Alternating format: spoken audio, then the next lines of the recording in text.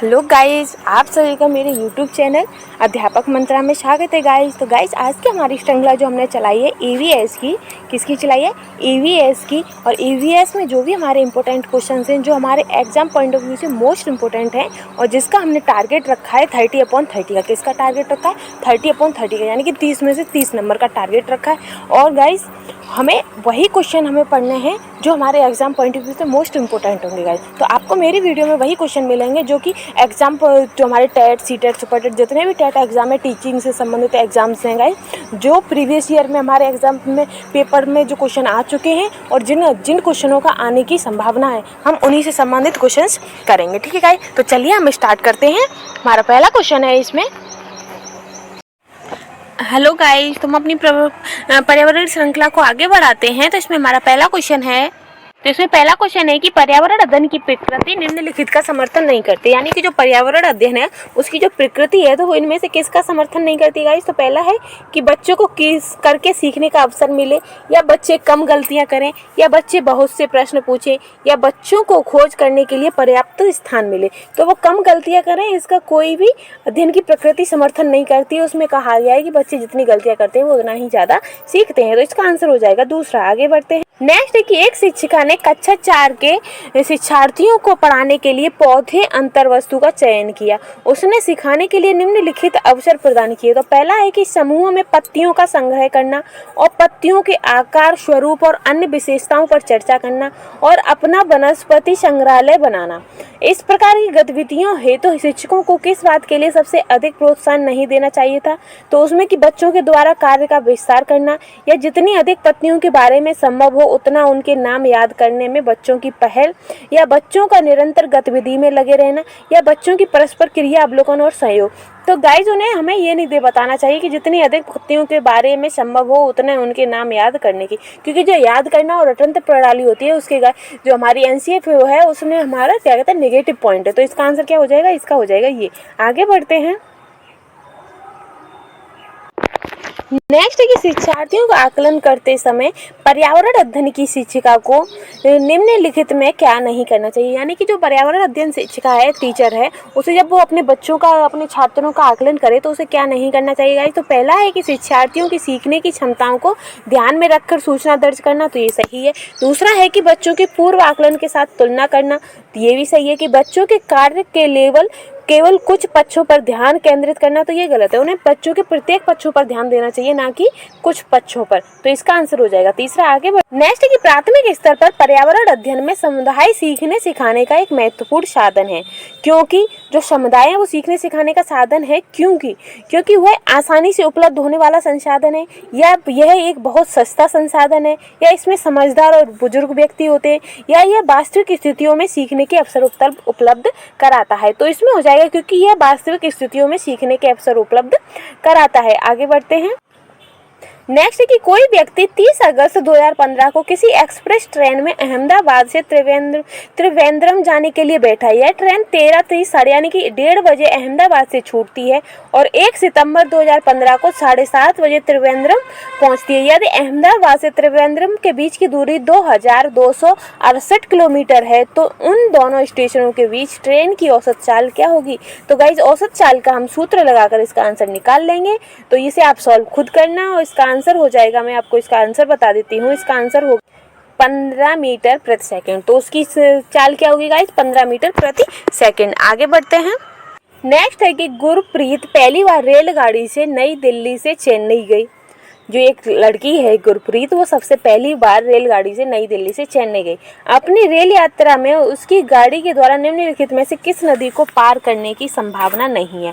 तो इनमें से वह कौन सी नदी है गाइस जिसको वो पार नहीं करेगी? जो उसकी ट्रेन है दिल्ली और चेन्नई के बीच में, तो गोदावरी भी को पार करना पड़ेगा, कृष्णा को भी, नर्मदा को, लेकिन गंगा नदी को पार करने की संभावना नहीं है। तो इसका आंसर हो जाएगा पहला। नेक्स्ट है कि हमारे देश में निम्नलिखित स्थानों में से कौन सा ठंडा रेगिस्तान है? तो इनमें से वह कौन है गाइस जो कि हमारे देश में भी है और वो ठंडा, सबसे ठंडा रेगिस्तान है गाइस? तो वो कौन है? तो वो होगा लद्दाख। क्या लद्दाख जो है वो ठंडा रेगिस्तान है। आगे बढ़ते।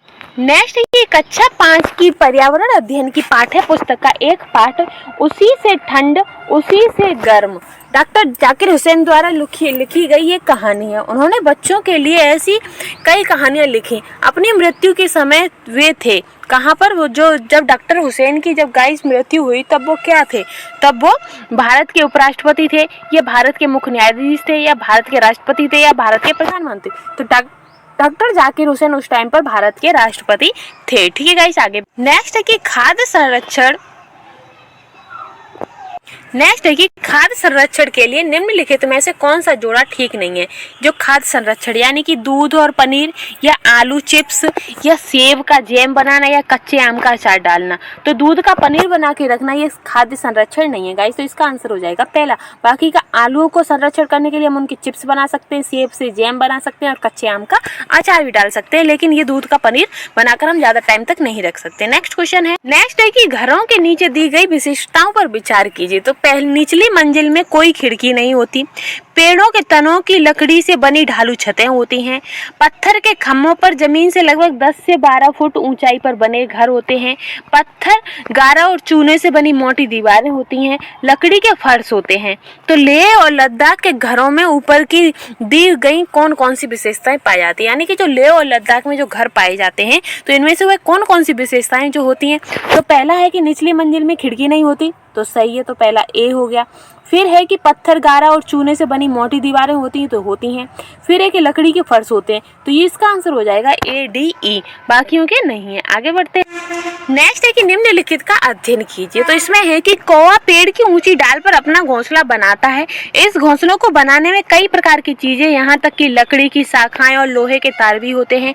एक चालाक पक्षी भी जो अपना घोंसला नहीं बनाता और कौवे के घोंसले में अंडे दे देता है। बेचारा कौवा अपने अंडों के साथ इन अंडों की भी सेकता है। यानी कि इनमें से वह कौन सा पक्षी है जो खुद अपना घोंसला नहीं बनाता है और कौवे के घोंसले में अपने अंडे दे देता है, और जो कौवा होता है उसे लगता है कि ये मेरे ही अंडे हैं और उन अंडों को वो सेकता है। तो इनमें से वह कौन है गाइस, तो वो है कोयल, क्योंकि कोयल कभी अपना घोंसला नहीं बनाती है। नेक्स्ट क्वेश्चन है कि निम्नलिखित में से कौन बीज नहीं है। तो इनमें से वह कौन है जो कि बीज नहीं है गाइस। तो पहला है काली मिर्ची, गेहूं, साबूदाना, सौंफ। तो जो साबूदाना है गाइस ये हमारा बीज का उदाहरण नहीं है। नेक्स्ट क्वेश्चन है कि रेहाना अपने परिवार के साथ केरल जाती है। वहाँ उसे ऊंचे वृक्ष दिखाई पड़ते हैं जो उसके गृह नगर शिमला के ऊंचे वृक्षों से भिन्न है। उसने केरल में कौन से वृक्ष देखे होंगे गाइस, तो केरल में कौन से, सेब के, नारियल के, लीची के या चीड़ के। तो गाइस उसने नारियल के पेड़ देखे होंगे, किसके,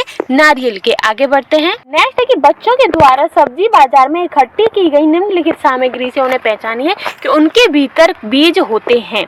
तो आलू, टमाटर, नाशपाती, चीकू, भिंडी, करेला, प्याज, खीरा, इन सभी में से तो उन्हें पहचानना था कि किस किस में अंदर बीज होते हैं। तो टमाटर, नाशपाती, चीकू, भिंडी, करेला, खीरा, इन सभी के अंदर बीज होते हैं। ठीक है गाइस, तो हमारा इसका आंसर हो जाएगा तीसरा। आगे बढ़ते हैं।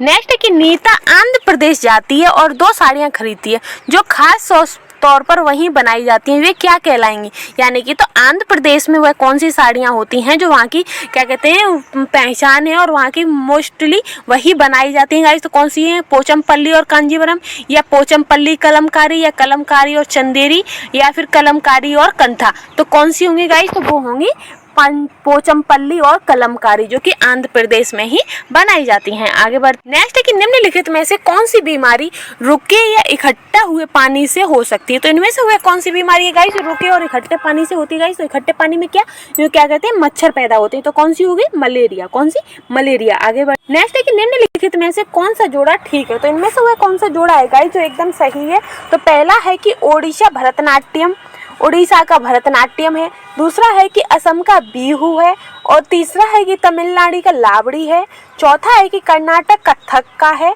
कर्नाटक में कथक प्रसिद्ध है। तो इनमें से कौन सा है जो जोड़ा सही है गाइस, तो असम का बिहू प्रसिद्ध नृत्य है। तो इसका आंसर ये हो जाएगा। ठीक है, इस आगे बढ़ते हैं। नेक्स्ट है कि एस्किमो अपने घर इग्लू का निर्माण बर्फ से करते हैं। जो एस्किमो जाती है गाइस, वो अपने घर इग्लू का निर्माण बर्फ से करते हैं। तो वो किससे अपने घर बनाते हैं? इग्लू से, यानी कि बर्फ से। तो इसका कारण क्या है कि बर्फ की दीवारों के बीच मौजूद हवा अंदर की गर्मी को बाहर जाने से रोकती है, या ठंडी हवा और पानी को अंदर नहीं आने देती, या मुफ्त में मिलती है, अन्य सामग्री की कीमत अधिक होती है, या ध्रुवीय क्षेत्रों में केवल बर्फ ही होती है। तो इसका कारण है गाइस, जो बर्फ की दीवारें होती हैं उनके बीच जो मौजूद हवा है गाइस, वो अंदर की गर्मी को बाहर जाने से रोकती है। इसका मुख्य कारण है। आगे बढ़ते हैं। नेक्स्ट है कि निम्नलिखित में से कौन सी विशेषता बरगद के पेड़ की जड़ों की नहीं है? तो इनमें से वह कौन सी विशेषता है जो बरगद के पेड़ों की नहीं है गाइस? तो पहला है कि इनमें जमीन के भीतर जड़ें होती हैं। तो हाँ, इनमें शाखाओं से नीचे लटकती होती हैं। तो हाँ, ये भी है कि इनमें जो जड़ें होती हैं वो गाइस स्तंभाकार जो जड़ें होती हैं वो शाखाओं से लटक कर वो हो जाती हैं। नेक्स्ट है कि जड़ें भोजन का भंडारण करती हैं। तो गलत, जो इसकी जड़ें होती हैं भोजन का भंडारण नहीं करती हैं। नेक्स्ट है कि जड़ें खम्भों की तरह पेड़ को सहायता प्रदान करती हैं। तो हाँ, तो इसका आंसर हो जाएगा तीसरा। ठीक है गाइस, आगे बढ़ते हैं। नेक्स्ट है कि एक नव नियुक्त पर्यावरण अध्ययन के शिक्षक के रूप में पढ़ाने से पहले आपकी सबसे पहली प्राथमिकता होगी, यानी कि अगर हम टीचर बनते हैं तो हम पर्यावरण अध्ययन को पढ़ाने के लिए हमारे शिक्षक के रूप में हमारी सबसे पहली प्राथमिकता क्या होगी? बस शिक्षार्थियों के लिए पाठ्य पुस्तक विस्तृत नोट तैयार करना, या कक्षा में धीमी गति से सीखने वाले शिक्षार्थियों की पहचान करना, या शिक्षार्थियों का समाज सांस्कृतिक और प्रोफाइल विवरण तैयार करना, या पहले से पाठ योजना तैयार करना। तो इसका आंसर हो जाएगा गाइस कि हमें सबसे पहले बच्चों पाठ योजना तैयार करनी होगी। ठीक है गाइस, आगे बढ़ते हैं। नेक्स्ट है कि कविताएं और कहानियां पर्यावरण अध्ययन की अंतर्वस्तु को पढ़ाने में प्रभावशाली हैं। ऐसा इसलिए क्योंकि कविताएं और कहानियां बच्चों के परिवेश का समृद्ध चित्रण करती हैं, संदर्भित अधिगम परिवेश प्रदान कर सकती हैं, या विभिन्न अमूर्त अवधारणाओं की प्रभावशाली तरीके से व्याख्या कर सकती हैं, या सृजनात्मक एवं सौंदर्य बोध का पोषण कर सकती हैं। तो इनमें से क्या कारण होगा गाइस? तो इनमें से होगा कि बच्चों के परिवेश का समृद्ध चित्रण कर सकती हैं, संदर्भित अधिगम परिवेश प्रदान कर सकती हैं, और विभिन्न अमूर्त अवधारणाओं को प्रभावशाली तरीके से व्याख्या कर सकती हैं। तो इसका आंसर हो जाएगा बी। क्या होगा इसका आंसर? दूसरा। आगे बढ़ते हैं। नेक्स्ट है कि कक्षा 5 की शिक्षिका के रूप में आप ईंधन के संरक्षण प्रकरण को पढ़ाने के लिए निम्नलिखित में से किस संसाधन के उपयोग को सर्वश्रेष्ठ पाते हैं? तो इनमें से वह कौन सा संसाधन होगा जो सबसे उपयोग होगा और उपयुक्त होगा गाइस? तो पहला है ईंधन के संरक्षण हेतु पोस्टर, या संदर्भ पुस्तकें, या समाचार पत्र, या पाठ्य पुस्तक। तो इसका आंसर हो जाएगा समाचार पत्र। क्या? समाचार पत्र। आगे बढ़ते हैं।